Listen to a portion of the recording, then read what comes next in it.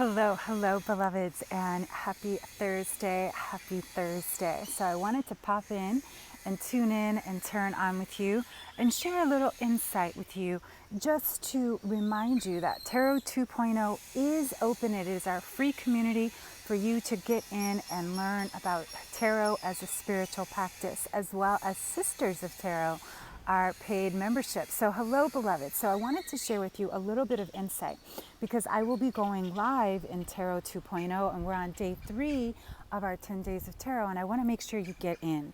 So the reason I wanted to pop in and let you know is there are a few questions. So I have had a few people want to get in, but there's a few questions you have to answer to get in. So just answer those questions because they're helping me formulate a class. So I need you to answer those questions. And so just wanted to tune in and turn on and just truly invite you. If you see tarot as a spiritual practice and not just as a fortune telling tool, Tarot 2.0 is for you. Not only is it a community, but it's also where you're going to learn, and I'll be sharing insight and inspiration with you to really start to increase your level of understanding of what tarot is, but also how you can use it as a spiritual practice. Because over the years, I've realized that tarot has five distinct ways that it supports you as a spiritual practice. And the first, that it is a teacher. With tarot, you learn so much about yourself through the cards, through the symbols, through the numerology, and sometimes even the astrology. And then tarot as a healer. Many of us receive insight and guidance when we are with the tarot. And then three, that it is a tool. Tarot is something that we can go to and get insight as well as that information that we're asking for. And tarot as a healer, it really is a healer. It helps you, it supports you in staying grounded. It supports you in really getting to that place of, I know that there is something bigger than me supporting me. And then number 5 is it is a healer. You know why? And it's also a guide because it deepens your intuitive practice. And these are one of the 5 ways that I am going to be sharing with you in Tarot 2.0, how you can start to truly develop a spiritual practice. Hey Maddie, thanks to Lovitz for tuning in. And so how many of you by hearts or by hands love tarot, or just really getting started and really want to understand tarot from a different point of view? Because I really share tarot from an ancestral standpoint. I've been studying tarot for over 35 years now, and it really is truly a spiritual part. It's a part of my daily spiritual practice. And so give me some hands, some hearts, and show me how many of you love tarot? How many of you do tarot? Is tarot for you for fun, or is it for fortune telling? Because actually, in the reason that tarot was created actually was not for fortune telling.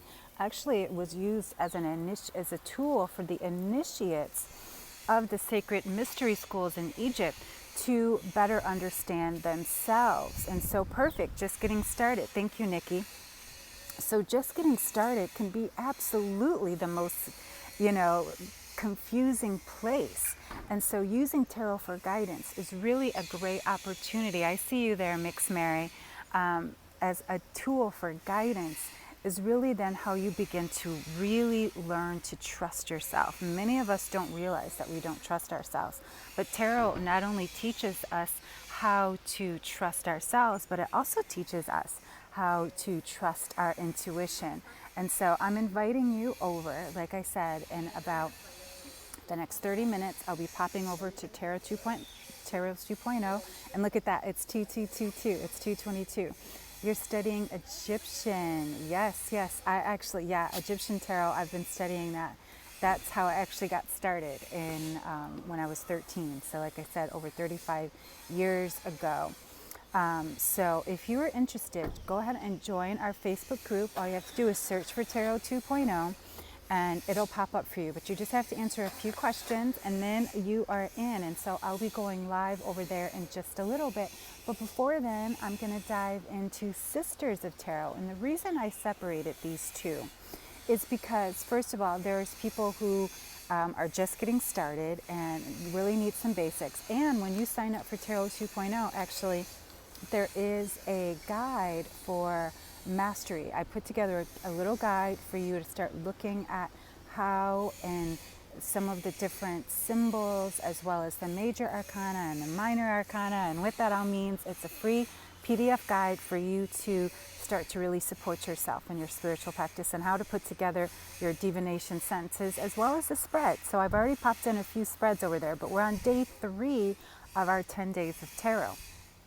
And so Sisters of Tarot, the reason I separated these two is because Sisters of Tarot is really about the divine feminine aspect of tarot. Many people, when they see tarot, they don't see it, again, they just see it as a set of cards, but there's definitely a divine feminine aspect of tarot. And I was just starting to say that tarot was created as a way for the initiates, especially the women who were in the temples, to deepen their practice, deepen their intuition, and deepen their connection to themselves and their higher self. And so the feminine aspect of tarot is where we're going to dive truly into the High Priestess. It's on Tarot 2.0 is on Facebook. There is a Facebook community. Sisters of Tarot is on IG. So again, I've seen many people request to get into Sisters of Tarot. However, Sisters of Tarot is a paid membership. Again, it's a monthly membership that's less than $25 a month. And so I wanted to give you a little bit more of what the Sisters of Tarot is. And so we're actually starting on a healing tarot quest.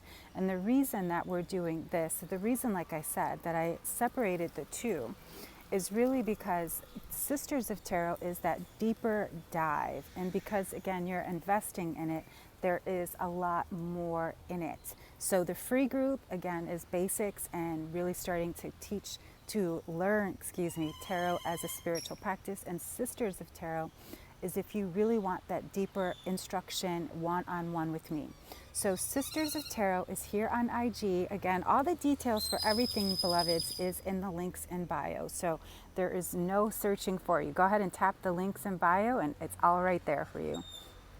And so the Sisters of Tarot, as I was sharing, is we're going to look at the High Priestess. We're going to look at the Empress. We're going to look at all the aspects and the major cards that have that feminine aspect, and how they play in with the masculine. Because one of the biggest things that most people don't realize is a few of the cards that show the two different sides, like the Chariot, like the Hierophant, they always show a duality. And the reason they show that duality at the 5 and at the 7 and at specific numbers is to bring in that balance of the masculine and the feminine. Because we know that polarity and these two halves of ourselves really are important to becoming whole. And so there's so much in tarot that many of us don't even recognize. We just see the cards as a divination tool, but they are so much more. My study of Egyptology as well as tarotology has been truly one of my biggest gifts, and it's been years and years and years and years in the making. And so I want to share all of that with you. And so I'm really looking forward to joining with you. Like I said, I'm about to pop on over there to Sisters of Tarot right now, and then you can catch me in just a little bit in Tarot 2.0. And so I'm really hoping, and somebody asked me yesterday, what were some of my favorite decks. So one of my favorite decks, and these are decks that I only use for myself, the Cosmic deck, the Crystallis deck, Mother Vision, as well as, no, it's not Mother Vision, it is the Medicine Woman. I'm sorry, I was putting the two together. It's the Medicine Woman as well as the Vision Quest deck. So, and I have a bunch of different decks too, and I'll be sharing those as well in Sisters of Tarot. So if you are interested in either of those, really wanting to learn more about the 5 ways that you can use tarot as a spiritual practice, please join me on either Tarot 2.0 or in Sisters of Tarot. And so I'm sending you all so much love and light. So get those decks shuffling. These birds just flew by me. So fast, so close by. And so just wanted to also send you some love and blessings from today of Oshun. And so I'm just sending so much love and light to each and every one of you, blessing your minds, your bodies, and your spirits. Do you hear those birds? They're like really calling. And so I'm just knowing right where we are is right where we're meant to be. And as we allow ourselves to open and expand, we are present, we are calm, and we are filled with peace. And so I bless each of us and all of us, every man, woman, and child, every tree and every sea, every animal and every insect.